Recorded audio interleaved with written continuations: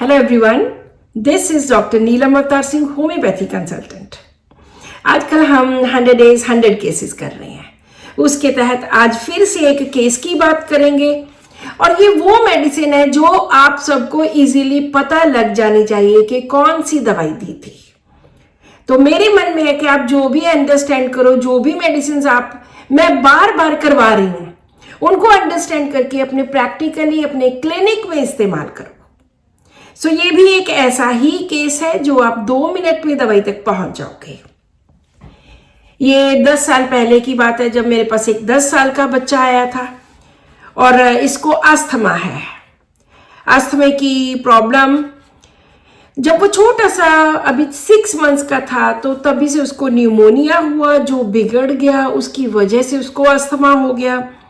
बहुत सारे chest specialist doctors को दिखाया, पटियाला में दिखाया, चंडीगढ़ दिखाया, दिल्ली दिखाया, सब जगह पे दिखाया।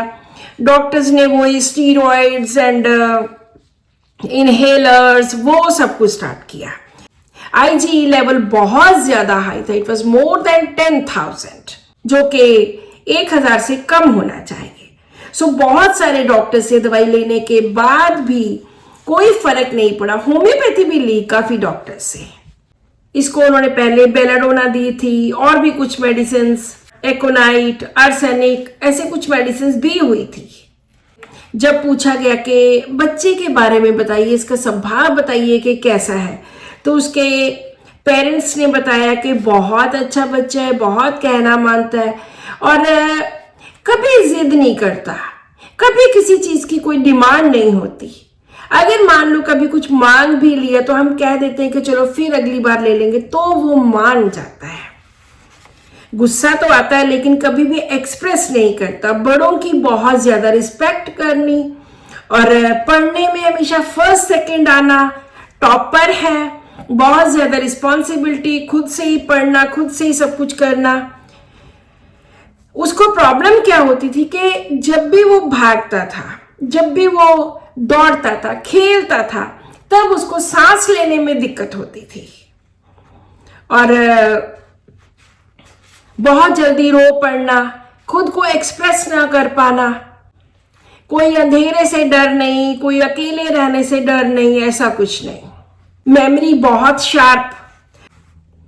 लेकिन बहुत इंपॉर्टेंट थी एक बात कि उसके मदर को जब भी कभी उनको हेडेक की प्रॉब्लम होती थी, क्योंकि उनको माइग्रेन की प्रॉब्लम थी, जब भी कभी उनको माइग्रेन होता था तो ये हमेशा उनकी बहुत ज्यादा सेवा करता था और साथ में सिर दबाना, बहुत ज्यादा लविंग चाइल्ड और होमवर्क भी खूब अपने रिस्पॉन्सिबिलिटी से, जिम्मेदारी से करना, खाने पीने का बहुत शौकीन। जब भी कभी ये प्रॉब्लम होती थी तो सारी चेस्ट भर जाती थी बलगम रेशा के साथ और वो नेबुलाइज करना पड़ता था, इनहेलर देना पड़ता था। अगर कोई गलत काम करता है तो जल्दी से सॉरी कह देना कि मम्मा आगे से नहीं करूंगा, इस तरह का। तो दिस वाज द केस। जो भी डॉक्टर्स इसको एनालाइज करना चाहते हैं वो रूब्रिक्स बनाइए, देखिए क्या है और फिर मेरे साथ मेडिसिन कंपेयर कीजिए। जो YouTube के नीचे कमेंट्स बॉक्स होता है, आप वहां पे भी मेडिसिन लिख के मुझे बता सकते हो। तो अभी हम बात करेंगे इस केस के एनालिसिस की। कि सबसे पहली बात, बच्चा कहना बहुत मानता है, जिद नहीं करता, ज्यादा डिमांड्स नहीं होती। अगर यही 2-3 चीजें हम लें, रिस्पॉन्सिबिलिटी और टॉप पर, तो हमारे दिमाग में 3-4 मेडिसिन आती हैं।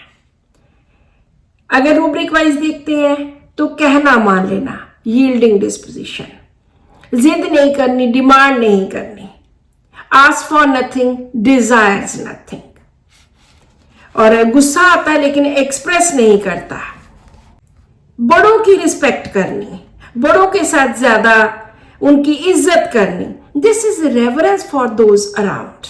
ये बहुत अच्छा रूब्रिक है। रेवरेंस होता है कि बड़ों के लिए या किसी के लिए भी, दूसरों के लिए उनको मान सम्मान देना। जैसे हमारे क्लिनिक में कई बार कोई पेशेंट्स आते हैं तो वहां पे अगर कोई यंग बैठा है तो वो उठ के अपनी सीट किसी बुजुर्ग को दे देता है। This is reverence for those around. कि दूसरों की इज्जत करनी। तो इसका उन्होंने बोला कि बड़ों का बहुत मान सम्मान करता है, उनकी रिस्पेक्ट करता है। This is reverence for those around. और जो उसके मदर ने खुद बताई कि मैं माइग्रेन की पेशेंट हूं, अगर मुझे कुछ मेरा सिर दर्द होता तो मेरी बहुत केयर करता है। इस सभी को अगर हम देखें, वो ये कॉकुलस के आसपास बहुत ज्यादा लगा, क्योंकि कॉकुलस वाले ही होते हैं जो ask for nothing desires for nothing. अगर हम पल्साटिला की बात करेंगे तो पल्साटिला बहुत ग्रीडी होता है, उसकी डिजायर्स बहुत ज्यादा होती हैं, चाहे बहुत इमोशनल है, रो पड़ना, निग्लेक्ट का फैक्टर है, उसमें इग्नोर होने का वाला फैक्टर है, अलोन वाला फैक्टर है, वो यहाँ पे कुछ भी नहीं था। सो इस तरह से जब हमने उसको कॉकुलस 30 दी, उसके बाद कुछ देर के बाद कॉकुलस 200 दी और उसको काफी फर्क हुआ। बड़ी देर तक उसकी साल 1.5 साल तक दवाई चलती रही। कॉकुलस 1M हमने बहुत बार दी, 5-7 बार दी, और धीरे धीरे 2-3 साल तक उसका अस्थमा बिल्कुल ठीक हो गया। जब भी कोई अस्थमा का केस होता है, वो उनकी मोस्टली एग्रीवेशन होती है चेंज ऑफ वेदर में, जैसे मार्च अप्रैल में या सितंबर अक्टूबर में। तो मान लो अगर एक बार बच्चा ठीक हो गया तो उनकी आप दवाई स्टॉप कर सकते हो, आप उनको कह सकते हो कि अगर इसको कोई प्रॉब्लम नहीं है, जब नेक्स्ट चेंज ऑफ वेदर आएगा तब हम उसको कोई मेडिसिन देंगे या देख लेंगे कि कितनी एग्रीवेशन हुई है, कितना बड़ा है। तो अक्सर केसेस में देखा गया है कि जब ऐसी कंडीशन होती है तो अगली बार जो उसको अस्थमा हुआ या प्रॉब्लम हुई तो वो जस्ट 20-30% होती है। सो वो वैसे ही कम हो जाती है। तो वहां पे 2-3 बार दवाई रिपीट करके पेशेंट्स अक्सर ठीक हो जाते हैं। मान लो एक बार और आ गया तो आप उसको कॉकुलस 30 एक बॉटल में डाल के दे सकते हैं कि जब भी कभी इमरजेंसी हो तो आप इसको एक बार देना है। सो इस तरह से हम इन केसेस को ठीक कर सकते हैं। बहुत सारे डॉक्टर्स मिक्स दवाइयां देते हैं, कोई साथ में मदर टिंचर्स दे दिए। मुझे लगता है कि जरूरत ही नहीं होती इन सब और चीजों की। हाँ, अगर बच्चे को बहुत ज्यादा एग्रीवेशन होती है तो आप उसको दे के उस कंडीशन में से निकाल सकते हैं, लेकिन ये नहीं कि हर बार आपने उसको मदर टिंचर देना ही है। सो ये बच्चा बहुत अच्छे ढंग से कॉकुलस से ठीक हुआ। मैंने कॉकुलस आपको कितने केसेस बता दिए हैं, और ये कभी भी आपके क्लिनिक में आए तो ये अब मिस नहीं होनी चाहिए। एक ऐसा पेशेंट जो कंटेंट है, जिसकी ज्यादा डिमांड्स नहीं है, जिसकी डिजायर्स नहीं है, और वो दूसरों की बहुत ज्यादा सेवा करता है, खुश रहता है, रिकॉग्नाइज करता है हर सिचुएशन को और उसके अकॉर्डिंगली ढल जाता है। So this is all in today's video. Subscribe to my channel, share this video with your family and friends.